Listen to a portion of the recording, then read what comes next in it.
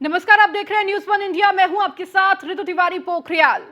जल है तो कल है। जी हां, इसी को लेकर आज ग्रेटर नोएडा में एक बड़े कार्यक्रम का आयोजन होने जा रहा है। राष्ट्रपति द्रौपदी मुर्मू का आज दौरा रहने वाला है ग्रेटर नोएडा में। सुबह करीब 10 बजे एक्सपो मार्ट पहुंचेंगे राष्ट्रपति। इंडिया वाटर वीक के 7वें संस्करण का करेंगे शुभारंभ। गंगा जल परियोजना समेत कई महत्वपूर्ण परियोजना का लोकार्पण भी होगा। राष्ट्रपति के साथ सीएम योगी और राज्यपाल आनंदीबेन पटेल भी रहेंगे मौजूद। तो ग्रेटर नोएडा के इंडिया एक्सपो मार्ट में कार्यक्रम को भव्य आयोजन किया जा रहा है। तो कार्यक्रम में शोधकर्ता जल संरक्षण के विषय में प्रस्तुत करेंगे अपना शोध पत्र। तो आज बेहद महत्वपूर्ण कार्यक्रम जो ग्रेटर नोएडा में आयोजित होने जा रहा है, 5 दिवसीय ये कार्यक्रम चलने वाला है, जिसका उद्घाटन राष्ट्रपति द्रौपदी मुर्मू करेंगी और उनके स्वागत के लिए सीएम योगी आदित्यनाथ और राज्यपाल आनंदीबेन पटेल मौजूद होंगे। तो करीब 10 बजे का वो वक्त होगा जब इस कार्यक्रम का शुभारंभ होगा। तो वहीं आपको बता दें, एक्सपो मार्ट में इस पूरे कार्यक्रम का आयोजन किया जा रहा है। तो इंडिया वाटर वीक के 7वें संस्करण का ये शुभारंभ होने जा रहा है, जिसमें कई देशों के डेलीगेट्स भी शामिल होंगे, एक्सपर्ट शामिल होंगे। कई सत्रों में आयोजित ये 5 दिवसीय पूरा कार्यक्रम रहने वाला है। कई सेमिनार आयोजित किए जाएंगे और इसके साथ ही साथ मेन जो मुद्दा रहने वाला है, मेन जो उद्देश्य रहने वाला है इस पूरे कार्यक्रम का, वो ये कि जल को संरक्षित कैसे किया जाए, समानता के साथ, सतत विकास के साथ किस तरह जल संरक्षण किया जाए, क्योंकि कहीं ना कहीं हर देश जल संकट से जूझ रहा है और इस संकट से निकलने के लिए पारंपरिक स्रोतों के माध्यम से जल संरक्षण करने की विधि और इसके साथ ही नई नई तकनीकी क्या कुछ हो सकती है, ये कहीं ना कहीं डिस्कशन होगा। और जहां देश विदेश से तमाम लोग मौजूद होंगे, कई सारे सेमिनार आयोजित किए जाएंगे। बहरहाल चूंकि राष्ट्रपति आज पहुंचने वाली है इस कार्यक्रम के शुभारंभ के लिए, तो कहीं ना कहीं उनको देखते हुए सुरक्षा व्यवस्था भी बेहद कड़ी की गई है। सड़क के माध्यम से दिल्ली से नोएडा पहुंचेंगे राष्ट्रपति।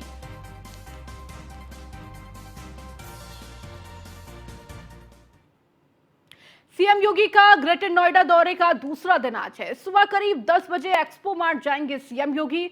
सुबह एक्सपो मार्ट में राष्ट्रपति द्रौपदी मुर्मू का स्वागत करेंगे। उसके बाद दोपहर करीब 12:30 बजे जनसभा को सीएम योगी संबोधित करने वाले हैं। औद्योगिक विकास प्राधिकरणों की गंगा जल परियोजना का करेंगे लोकार्पण। नोएडा, ग्रेटर नोएडा और यूपी सीडा की परियोजना का शिलान्यास भी करेंगे। तो करीब दोपहर 1:30 बजे 1670 करोड़ की परियोजना का करेंगे शिलान्यास। दोपहर 2 बजे यूपी सदन के लिए रवाना हो जाएंगे। तो ये पूरा कार्यक्रम सीएम योगी आदित्यनाथ का रहने वाला है। 2 दिवसीय उनका ग्रेटर नोएडा का दौरा था और आज ये दूसरा दिन है।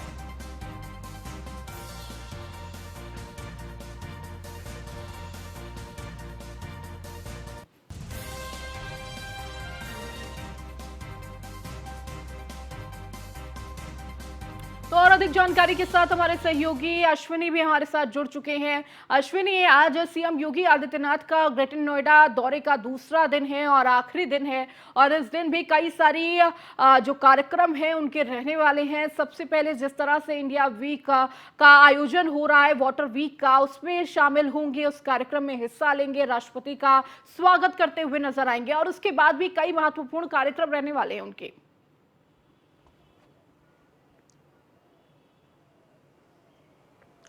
जी बिल्कुल। मुख्यमंत्री योगी आदित्यनाथ 2 दिवसीय नोएडा दौरे पर थे। कल देखा गया कि उन्होंने तमाम परियोजनाओं का लोकार्पण शिलान्यास किया, डेटा सेंटर सरी की जो योजना थी उसका शुभारंभ किया। निश्चित तौर पर इसके बाद आज का जो कार्यक्रम बेहद ही महत्वपूर्ण है, क्योंकि पूरा विश्व जो है एक और जल जो संचयन को लेकर चिंतित है कि जल की समस्या जो है उसको कैसे दूर किया जाए। 5 दिवसीय जो है जल सप्ताह इसका आयोजन किया गया है, जिसमें मुख्यमंत्री योगी आदित्यनाथ आज शिरकत करेंगे। करेंगे। साथ ही साथ देश की राष्ट्रपति द्रौपदी मुर्मू भी इस कार्यक्रम का शुभारंभ करने के लिए ग्रेटर नोएडा पहुंचेंगी। ये पहला मौका होगा कि बतौर राष्ट्रपति ग्रेटर नोएडा द्रौपदी मुर्मू का दौरा होगा। निश्चित तौर पर ऐसे में कहीं ना कहीं प्रोटोकॉल के तहत मुख्यमंत्री, राज्यपाल को वहां मौजूद रहना पड़ेगा और उनका स्वागत करना पड़ेगा। निश्चित तौर पर जल की समस्या से पूरा विश्व जूझ रहा है, उत्तर प्रदेश हो या देश का कोई कोना हो, हर राज्य चाहता, हर देश चाहता है कि उसके यहाँ जल की समस्या ना, क्योंकि ऐसा कहा जाता है कि जल है तो जीवन है। निश्चित तौर पर आज उसी को विषय को लेकर के चर्चा होगी कि किस तरह से जो परंपरागत स्रोत हैं जल के, उनको संचित कैसे किया जाए, नदियां हमारी हैं उनका संचयन कैसे किया जाए, साथ ही साथ जो तालाब हैं, पोखरे हैं, उनका कैसे संचालित किया जाए, साथ ही साथ जो बरसात का पानी है उसको कैसे ऑब्जर्व किया कराया जाए। निश्चित तौर पर कहीं ना कहीं जो वर्षा होती है वो मुख्य स्रोत होती है कि किसी भी देश के लिए, किसी भी शहर के लिए, कि वहां पर वहां का जलस्तर कैसा होगा। निश्चित तौर पर ऐसे में अगर उसका संचयन नहीं किया जाता, उसको बेवजह बहाया जाता, तो निश्चित तौर पर आने वाले समय में उसकी कठिनाई का सामना करना पड़ता। तमाम देश ऐसे हैं विश्व में जो आज पेयजल की समस्या से जूझ रहे हैं। देश में भी कुछ ऐसी जगहें हैं जहां पर पेयजल एकदम ना के बराबर बचा हुआ है। निश्चित तौर पर ऐसे में कहीं ना कहीं नए संसाधन किस तरह से विकसित किए जाए, कैसे आगे चल करके जो समस्या आने वाली है उसके लिए अभी तैयार हुआ जाए। निश्चित तौर पर इसको लेकर के तमाम देश आज के लगभग 2000 प्रतिनिधि जो होंगे वो इस 5 दिवसीय सत्र इस कार्यक्रम में सम्मिलित होंगे। निश्चित तौर पर अगर बात करें राष्ट्रपति का कार्यक्रम की, तो राष्ट्रपति का जो कार्यक्रम होता है उसको लेकर के बाकायदा पूरी तैयारी कर ली गई। कल भी मुख्यमंत्री योगी आदित्यनाथ ने बाकायदा जो आला अधिकारी थे उनके साथ बैठक की थी। तमाम जो चाहे वो मंडलायुक्त हो, चाहे वो कमिश्नर नोएडा हो या फिर डीएम हो, सभी साथ बैठक की थी और निश्चित तौर पर कानून व्यवस्था से लेकर के सुरक्षा के क्या मानक रहेंगे राष्ट्रपति दौरे के दौरान, इस पर चर्चा की। निश्चित तौर पर अगर बात करें राष्ट्रपति का दौरा हो रहा है तो इसमें लमसम 2000 के आसपास जो पुलिसकर्मी हैं सुरक्षा व्यवस्था में लगाए गए, जिसमें पुलिस के जवान हैं, पीएसी के जवान हैं, आरआरएफ के जवान हैं, एटीएस के जवान हैं। निश्चित तौर पर क्योंकि राष्ट्रपति का कार्यक्रम है तो कहीं कोई चूक ना हो जाए, इसको लेकर के मुख्यमंत्री काफी सजग हैं। निश्चित तौर पर जो कार्यक्रम होगा उसमें कई सत्र होंगे, 4 जो टेक्निकल सत्र होंगे जिसमें चर्चा होगी कि आगे क्या किया जाए, साथ ही साथ 10 सेमिनार होंगे और 10 आपसी बातचीत के सत्र होंगे। निश्चित तौर पर इसको लेकर के बाकायदा पूरी तैयारी कर ली गई है। तमाम देश हैं, सिंगापुर जिस तरीके देश, कनाडा जैसे देश हैं जो इस जो कार्यक्रम हो रहा है इसमें सहयोग कर रहे हैं। निश्चित तौर पर क्योंकि जल की समस्या पूरे विश्व की समस्या है और हर विश्व का देश, हर देश चाहता है कि उसके यहाँ जल संचयन के बेहतर रास्ते दिखाई दें। पूरा विश्व कहीं ना कहीं एक बात समझे तो भारत की ओर देख रहा है, क्योंकि जिस तरह से यहाँ पर नदियों को संचयित किया गया, नदियों को सुरक्षित रखा और कहीं ना कहीं दूसरे देशों के लिए एक प्रेरणा है। निश्चित तौर पर आज का कार्यक्रम बेहद बड़ा कार्यक्रम है। उसके बाद मुख्यमंत्री के तमाम अन्य कार्यक्रम भी है जिसमें देखा गया मुख्यमंत्री हैं लमसम 1600 करोड़ से ज्यादा की परियोजनाओं का जो शिलान्यास करेंगे। ये सभी परियोजनाएं जो औद्योगिक विकास है उसके अंतर्गत आती हैं। निश्चित तौर पर जो मुख्यमंत्री हैं 12:30 बजे के आसपास एक जनसभा को भी संबोधित कर सकते हैं। कहीं ना कहीं ऐसा माना जाता है कि जब मुख्यमंत्री हैं जब भी किसी भी परियोजना का शिलान्यास या शुभारंभ करते हैं तो उस दौरान वहां की जो लोकल जनता होती है उससे रूबरू होते हैं, उसको बताते हैं कि आपके यहाँ जो भी प्लांट, आपके यहाँ जो चीजें नहीं आ रही उनका फायदा क्या आपको मिलेगा, उनको लेकर के कितना खर्च आया है, क्या आगामी परिणाम क्या होंगे, रोजगार के कैसे साधन मिलेंगे, तमाम चीजों पर जनता से सीधे चर्चा एक तरीके से करते हैं। निश्चित तौर पर आज का कार्यक्रम बेहद महत्वपूर्ण दोनों कार्यक्रम है जिसमें मुख्यमंत्री योगी आदित्यनाथ शिरकत करेंगे। जी बिल्कुल अश्विनी, इसके साथ ही साथ ये भी समझना चाहेंगे क्योंकि कई देशों से इसमें डेलीगेट्स आने वाले हैं, कई एक्सपर्ट आएंगे जो अपनी कहीं ना कहीं जानकारी साझा करते हुए नजर आएंगे कि किस तरीके से जल संरक्षण किया जाए, पारंपरिक स्रोतों के माध्यम से किस तरह ये जल संरक्षण को आगे बढ़ावा दिया जा सके। वो कई महत्वपूर्ण मेहमान भी बताए जा रहे हैं, जो अन्य राज्यों के महत्वपूर्ण मेहमान हैं, मंत्री हैं, वो भी इसमें शिरकत कर सकते हैं। अश्विनी बिल्कुल तमाम जो प्रदेश हैं उनके जल शक्ति मंत्री जो हैं, जो देख रहे हैं वो इसमें शिरकत कर सकते हैं। साथ ही साथ पूरे विश्व के तमाम देश हैं जिनके प्रतिनिधि आज उत्तर प्रदेश में होंगे, आज ग्रेटर नोएडा में होंगे और इस कार्यक्रम में शिरकत करेंगे, क्योंकि जल की समस्या हर देश की समस्या है। हर चाहे वो छोटा देश हो या बड़ा देश हो, वहाँ अगर व्यक्ति रहते हैं, वहाँ पर लोग रहते हैं तो निश्चित तौर पर उनको पानी की जरूरत पड़ेगी। तो ऐसे में हर देश इस बड़े कार्यक्रम में शिरकत करना चाहता है और चाहता है कि जो एक्सपर्ट होंगे, जो बारीक बारीकी से देखते हैं कि आखिर जल संचयन के क्या नए आयाम लिखे जा सकते हैं, क्या नए स्रोत हो सकते हैं उनके, उन पर चर्चा करेंगे तो उनको सुनना चाहेंगे और कहीं ना कहीं उन चीजों को अपने देश में इंप्लीमेंट करना चाहेंगे, जिससे आने वाले समय में उनके देश में भी जल की समस्या ना होने पाए, पानी की समस्या ना होने पाए। जी ठीक है अश्विनी, बहुत शुक्रिया इन तमाम जानकारियों को देने के लिए। चलिए बढ़ेंगे आगे, आपको अब बताते हैं सीएम योगी आदित्यनाथ के मिनट टू मिनट पूरा कार्यक्रम क्या रहने वाला है। ग्राफिक्स के जरिए आपको समझाने की कोशिश करेंगे कि क्या कुछ पूरा कार्यक्रम रहेगा। सुबह 10:10 पर एक्सपो मार्ट में राष्ट्रपति का स्वागत करेंगे। दोपहर 12:30 बजे ग्रेटर नोएडा प्राधिकरण कार्यालय में जनसभा को संबोधित करने वाले हैं। दोपहर 1:30 बजे 1670 करोड़ की परियोजनाओं का शिलान्यास करेंगे। दोपहर 1:45 पर गौतम बुद्ध विश्वविद्यालय में होंगे रवाना। तो दोपहर 2 बजे यूपी सदन के लिए सीएम योगी होंगे रवाना। तो सुबह 10 बजे एक्सपो मार्ट जाएंगे सीएम योगी आदित्यनाथ। तो 10:10 पर एक्सपो मार्ट में राष्ट्रपति का स्वागत करेंगे सीएम योगी आदित्यनाथ। तो इंडिया वाटर वीक का 7वें संस्करण का शुभारंभ होने जा रहा है। तो वहीं करीब 1:30 बजे 1670 करोड़ की परियोजना का शिलान्यास करेंगे। तो करीब 1:45 पर गौतम बुद्ध विश्वविद्यालय के लिए रवाना होंगे। तो दोपहर 2 बजे यूपी सदन के लिए सीएम योगी रवाना होंगे। तो ये पूरा मिनट टू मिनट कार्यक्रम आपको बता रहे हैं सीएम योगी आदित्यनाथ का। चूंकि 2 दिवसीय ग्रेटर नोएडा दौरे पर थे और आज दूसरा और आखिरी दिन है, तो क्या कुछ उनका सुबह से लेकर शाम तक प्रमुख कार्यक्रम रहेगा, वो आपको ग्राफिक्स के जरिए बता रहे हैं।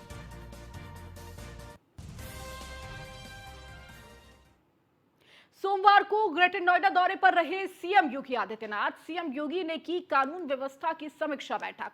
चर्चित अपहृत छात्र के परिजनों से भी मिले सीएम योगी। परिजनों ने जताया मुख्यमंत्री का आभार। तो सीएम योगी अपहरण कांड के वर्कआउट टीम से भी मिले हैं।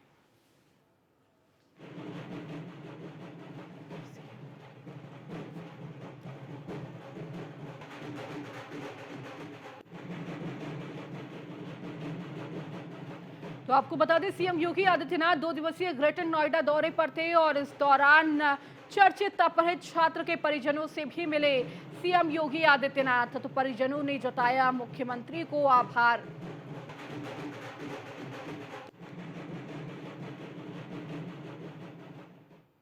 तो प्रदेश की गोला गोकर्णनाथ विधानसभा सीट पर उपचुनाव को लेकर बीजेपी ने अपनी ताकत झोंक दी है। सोमवार को लखीमपुर पहुंचे सीएम योगी ने गोला गोकर्णनाथ में उपचुनाव रैली को संबोधित किया और इसी दौरान सीएम योगी ने सरकार की उपलब्धियां गिनाते हुए विपक्ष पर जमकर निशाना साधा।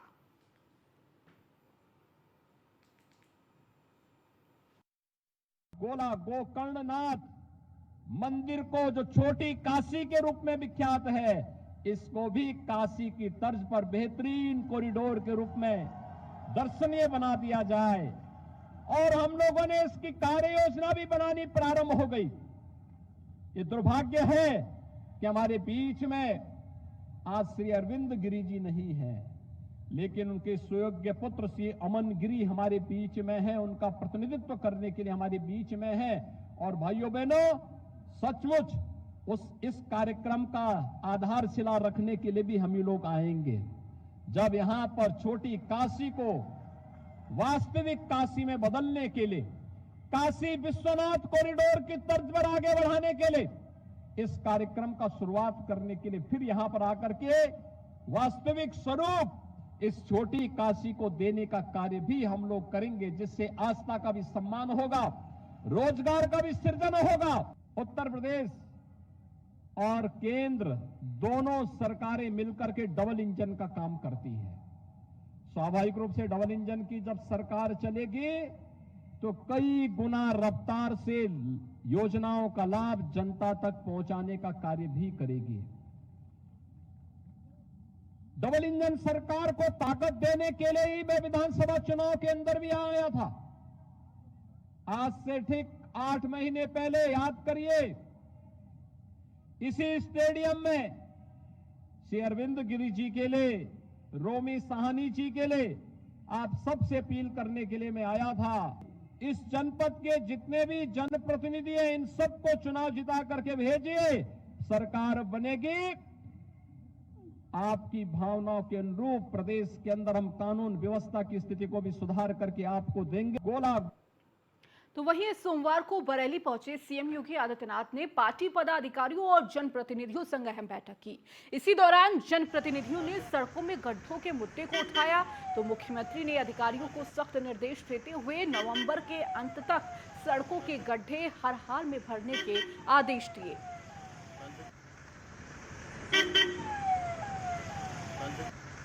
प्रोजेक्ट जो भी है अगले महीने में वो समय देंगे, फिर आएंगे सभी प्रोजेक्ट को वो उद्घाटन करेंगे, ऐसा करके समय। उन्होंने बरेली के बारे में राय ली और बरेली के विकास के बारे में बात की। अगले महीने फिर आएंगे। चुनाव को लेकर क्या कहा? अच्छी बात हुई है। मुझे लगता है कि वो चिंता करते हैं हर क्षेत्र की। चुनाव को लेकर क्या कहा? चुनाव तो अभी निकाय चुनाव को फिर आएंगे परियोजनाएं कुछ हाँ। फिर आएंगे दोबारा अगले महीने। साहब ने विशेष तौर से बरेली के विकास को भी कर और एम्स बहुत बड़ी ज़रूरत है, उसकी विशेष मांग की गई। मुख्यमंत्री जी ने आश्वासन दिया है, उसका प्रस्ताव भेज दिया। दूसरी चीज़, जो सड़कों की खराब स्थिति बरसात में हो गई है उस बात को भी हमने रखने का काम किया। तो उन्होंने तत्काल अधिकारियों से कहा और हमारा लाल फाटक का पुल तैयार है। निकाय चुनाव तो हम जीते नहीं, इस पर विस्तार से चर्चा। डेंगू का प्रकोप बढ़ रहा है लगातार, इसको लेकर कोई दिशा निर्देश दिए गए हैं? जी, डेंगू को लेकर के भी और जानवरों की बीमारी को लेकर के भी विशेष तौर से मुख्यमंत्री जी ने कहा है। निकाय चुनाव को लेकर अभी जो भी प्रोजेक्ट ऐसे हैं जिनके उद्घाटन होने हैं उनको जल्दी से जल्दी तैयार किया जाए। माननीय मुख्यमंत्री जी का वो जल्दी आकर उनका उद्घाटन करेंगे। वहीं अब खबर लखीमपुर से, जहां गोला सीट पर उपचुनाव का रण बीजेपी के प्रदेश अध्यक्ष भूपेंद्र सिंह चौधरी का दौरा है। बीजेपी प्रत्याशी अमन गिरी के समर्थन में करेंगे चुनाव प्रचार। तो गोला सीट पर उपचुनाव का रण तैयार हो चुका है और देखिए बीजेपी प्रदेश अध्यक्ष भूपेंद्र सिंह चौधरी का ये दौरा आज रहने वाला है। एक के बाद एक बड़े सियासी चेहरे पहुंच रहे हैं। टॉप एजेंडे में आप बात करेंगे वाराणसी की। श्रृंगार गौरी मामले से जुड़ी बड़ी खबर आपको दे देते हैं। जितेंद्र सिंह बिसेन के खिलाफ जारी हुआ है नोटिस। चौक थाना प्रभारी ने जितेंद्र के खिलाफ जारी किया नोटिस। विश्व वैदिक सनातन संघ के प्रमुख है जितेंद्र सिंह बिसेन। श्रृंगार गौरी मामले में सीएम को बताया था मुख्य पक्षकार। सीएम योगी को पावर ऑफ अटॉर्नी देने का किया था दावा। तो सीएम योगी को मुख्य पक्षकार बनाने का किया था दावा। पुलिस ने 3 दिन के अंदर जितेंद्र सिंह से जवाब मांगा है। तो विश्व वैदिक सनातन संघ के प्रमुख है जितेंद्र सिंह। तो वही श्रृंगार गौरी मामले में सीएम को बताया था मुख्य पक्षकार। तो सीएम योगी को पावर ऑफ अटॉर्नी देने का दावा भी किया था और इसी को लेकर अब देखिए सीएम योगी को मुख्य पक्षकार बनाने का भी दावा किया था। तो चौक थाना के 3 दिन के अंदर जितेंद्र सिंह से जवाब भी मांगा है। तो श्रृंगार गौरी मामले से जुड़ी ये बड़ी खबर आपको दे रहे हैं और ज्यादा जानकारी के साथ संतोष ओझा हमारे साथ जुड़ चुके हैं। संतोष, जितेंद्र सिंह बिसेन के खिलाफ देखिए अब 3 दिन नोटिस जारी हुआ है, 3 दिन में जवाब देना है। जिस तरह से उन्होंने कहा था कि विश्व वैदिक सनातन संघ हैं जितेंद्र सिंह बिसेन, और उन्होंने लगातार सीएम योगी आदित्यनाथ को बड़े बयान दिए थे। देखिए, इस पूरे मामले की यदि बात करें तो इस मामले में जितेंद्र सिंह बिसेन ज्ञानवापी के मामले को नामिनी करना चाह रहे थे मुख्यमंत्री योगी आदित्यनाथ को। ये 2 दिन पहले अखबारों के माध्यम से लोगों को सूचना दिए थे कि 15 तारीख से पहले इस पूरे मामले में पक्षकार के रूप में मुख्यमंत्री उत्तर प्रदेश योगी आदित्यनाथ को किया जाएगा, जिसके बाद प्रशासन संज्ञान में लिया इस मामले को और कल देर रात सीपी द्वारा एक नोटिस जारी नहीं किया गया है। इस नोटिस में इनसे ये पूछा गया है कि आखिर किस बिना पे, किस कानूनी दृष्टि के हिसाब से आप प्रदेश के मुख्यमंत्री को ये वाद सौंपना चाहते हैं। समय सीमा 8 दिन का दिया गया है। ये कहा गया है कि ये निश्चित तौर पे आपके द्वारा किया हुआ कृत्य गलत है। आपके द्वारा जो अखबारों में बयान दिया गया है इसकी स्पष्टीकरण चाहिए और इस स्पष्टीकरण देने के समय को 8 दिनों के लिए तय किया गया है। अब देखना यह है कि जितेंद्र सिंह बिसेन इस मामले पे क्या बोलते हैं। लेकिन जो सबसे बड़ी बात इसमें इस पहलू में है कि इस बयान के तुरंत बाद पूरे राजनीतिक हलकों में इस बात की चर्चा चल रही थी कि चूंकि इस पूरे मामले में बनारस के डीएम, कमिश्नर और साथ ही साथ प्रदेश के मुख्यमंत्री वादी हैं, या ये कहा जाए कि सरकार के पक्षकार हैं, तो समझा जा सकता है कि उस स्थिति में इनको नामिनी बनाना, उनके नाम से ट्रांसफर कराना, बाद में मित्र साबित करना, ये कानूनी दृष्टि से गलत साबित होगा। और ऐसा ही कुछ होते हुए प्रशासन न केवल इस बात को संज्ञान लिया है बल्कि एक उन्हें नोटिस भी दिया है। जी ठीक है संतोष, शुक्रिया इस जानकारी को देने के लिए। अब बात करते हैं अयोध्या की, जहां भरत कुंड महोत्सव न्यास को सीएम योगी ने दी शुभकामनाएं। सीएम योगी आदित्यनाथ ने पत्र भेजकर दी शुभकामनाएं। आज से 7 नवंबर तक चलेगा भरत कुंड महोत्सव। भरत की तपोस्थली भरत कुंड पर हो रहा है महोत्सव। तो सीएम योगी आदित्यनाथ ने पत्र भेजकर शुभकामनाएं भी दी हैं। तो आज से 7 नवंबर तक चलेगा भरत कुंड महोत्सव। तो भरत की तपोस्थली भरत कुंड पर हो रहा है ये पूरा महोत्सव। 7 दिन तक चलने वाला ये महोत्सव, जिसकी शुभकामनाएं सीएम योगी आदित्यनाथ ने भी पत्र लिखकर दी है।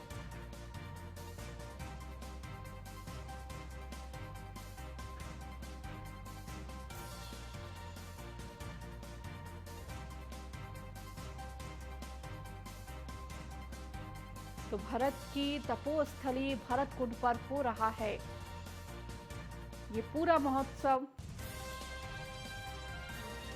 तो सीएम योगी आदित्यनाथ ने पत्र भेजकर शुभकामनाएं भी दी है। तो आज से 7 नवंबर तक भरत कुंड महोत्सव का आयोजन होने जा रहा है। तो भरत की तपोस्थली भरत कुंड पर इस महोत्सव का आयोजन होगा। तो सीएम योगी आदित्यनाथ ने पत्र लिखकर इस पूरे महोत्सव को लेकर शुभकामनाएं भी दी है। वहीं अयोध्या में आज से शुरू होगी 14 कोसी परिक्रमा। बड़ी संख्या में अयोध्या पहुंचे राम भक्त सरयू नदी में स्नान कर लेंगे कल्पवास। तो 14 कोसी यानी कि करीब 42 किलोमीटर लंबी परिक्रमा करेंगे श्रद्धालु। प्रभु राम के संकीर्तन के साथ श्रद्धालु रामनगरी के करेंगे परिक्रमा। 14 कोसी ये परिक्रमा है जो बेहद महत्वपूर्ण रखती है अयोध्या वासियों के लिए, और दूर दूर से लोग आते हैं इस कोसी परिक्रमा में शामिल होते हैं। करीब 42 किलोमीटर लंबी ये पूरी परिक्रमा होती है और पूरी अयोध्या की ये परिक्रमा होती है। प्रभु राम के संकीर्तन के साथ श्रद्धालु रामनगरी का ये पूरी परिक्रमा करते हैं। अयोध्या में आज से 14 कोसी परिक्रमा की शुरुआत हो गई है और अयोध्या का माहौल भी बिल्कुल अलग हो जाता है। इस परिक्रमा के दौरान एक भारी भीड़ नजर आती है, सड़कों पर लगातार लोग नजर आते हैं। और अधिक जानकारी के साथ हमारे संवाददाता ज्योति हमारे साथ जुड़ चुकी है। ज्योति, आज कहीं ना कहीं बेहद महत्वपूर्ण दिन अयोध्या के लिए शुरू हो जाता है। एक तरफ 14 कोसी परिक्रमा की शुरुआत होने जा रही है आज से। जी देखिए, बिल्कुल अयोध्या में जो ये 14 कोसी परिक्रमा होती है, इसका जो महत्व है वो बहुत ही बड़ा महत्व है, क्योंकि भगवान श्री राम अपने पिता राजा दशरथ के कहने पर 14 वर्ष का वनवास जब करते हैं और वनवास से लौटते हैं तो उन्हीं रास्तों से लौटते हैं। तो ये मानना है कि भगवान श्री राम के जो पद पड़े थे, वहां पे जो पैर उनके पड़े थे, उन्हीं के संकेतों को आज जो श्रद्धालु हैं अपने हैं और प्रभु श्री राम के चरणों से चरण मिला करके 14 कोसी की परिक्रमा करते हैं, जो कि 40 से 42 किलोमीटर की कुल दूरी होती है, और जिसको उदया चौराहे से उठा करके श्रद्धालु जहां जहां से परिक्रमा शुरुआत किए रहते हैं वहां पर जाकर खत्म करते हैं। और अगर सुरक्षा व्यवस्था की बात करें, चूंकि अयोध्या में परिक्रमा है और दूर दराज से भी लोग आते हैं, यहाँ तक कि इस बार तो देखने को मिला कि देश विदेश से भी लोग आए हैं जिनके मन में श्रद्धा है प्रभु श्री राम के प्रति। राम मंदिर बन रहा है, उनसे साफ तौर पर बात की जा रही है तो वो कह रहे हैं राम मंदिर बन रहा है, इसको लेकर के हमारे मन में श्रद्धा है कि भगवान श्री राम जब अपने घर में ही विराजमान हो रहे हैं, अपने गर्भगृह में विराजमान हो रहे हैं, तो ऐसे में हमारा अयोध्या आना एक कर्तव्य है हमारा। ठीक है ज्योति, बहुत बहुत शुक्रिया इस जानकारी को देने के लिए।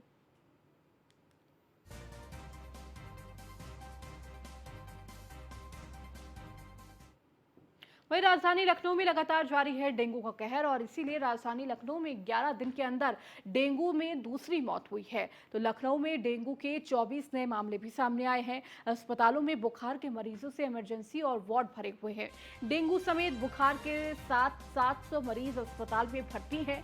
नगर निगम और स्वास्थ्य विभाग बेपरवाह है। इस पूरे मामले को लेकर लखनऊ में कागजों पर चल रही है नगर निगम की फॉगिंग, तो वहीं लखनऊ की सफाई कूड़ा उठान व्यवस्था भी पटरी से उतरी है। तो फॉगिंग और सफाई ना होने से बढ़ा है मच्छरों का प्रकोप। तो कागजों पर फॉगिंग दिखाकर ढिंडोरा पीट रहे हैं नगर निगम। तो इसी का जायजा न्यूज़ 1 इंडिया ने लिया है।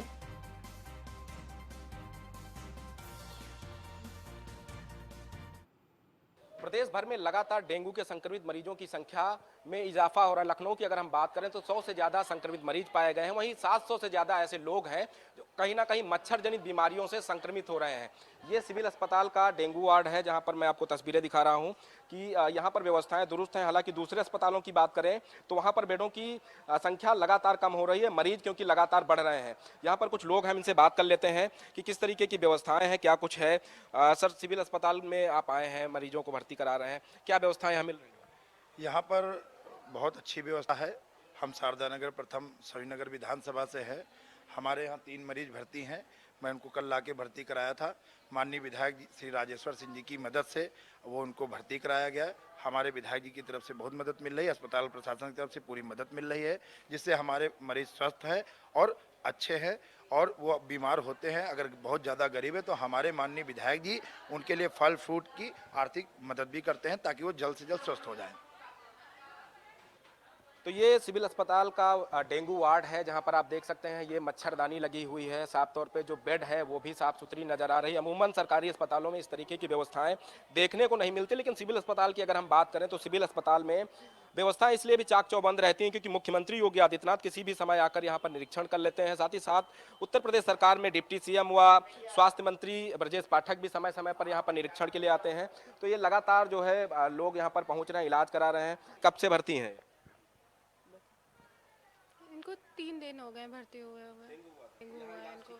यहाँ बहुत अच्छा इलाज मिल रहा है, सारी फैसिलिटीज़ बहुत अच्छी हैं और अभी काफ़ी बेटर है।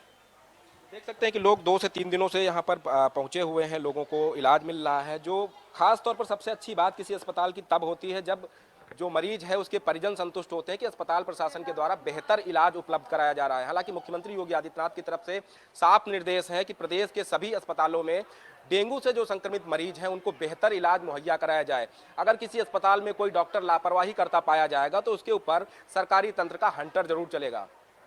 वीडियो जर्नलिस्ट साहब के साथ नीलेश चौहान, न्यूज़ 1 इंडिया, लखनऊ। चलिए, टॉप एजेंडे में फिलहाल मेरे साथ इतना ही। बने रहिए न्यूज़ 1 इंडिया के साथ।